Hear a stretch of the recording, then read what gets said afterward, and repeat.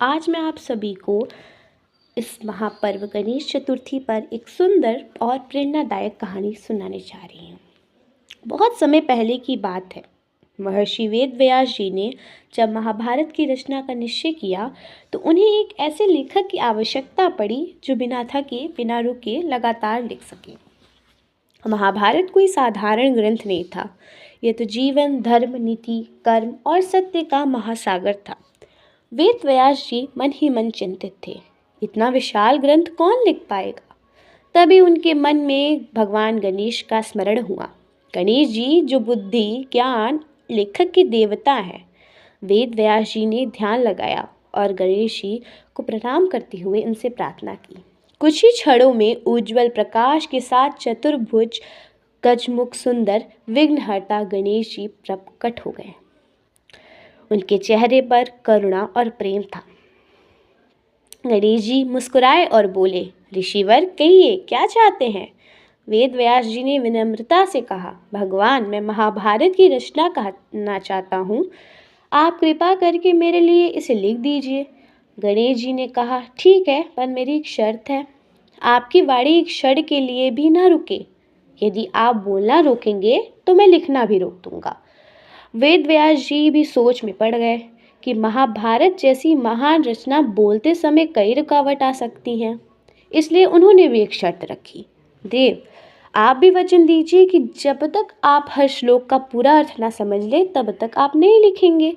गणेश जी सहमत हो गए और फिर आरंभ हुई महान पवित्र महाभारत की रचना। वेद व्यास जी श्लोक सुनाते जाते, गणेश जी अपनी दिव्य लिपि में लिखते जाते। पर वेद व्यास जी अत्यंत बुद्धिमान थे।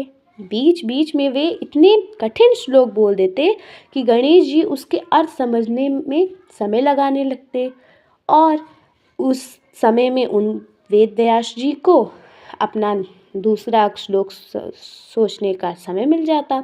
इसी प्रकार बिना रुके बिना थके दिन बीतते गए, रात बीतती गई। गणेश जी का कमल सम्मुख निरंतर प्रकाश बिखेर रहा था और उनकी कलम दिव्य गति से चल रही थी।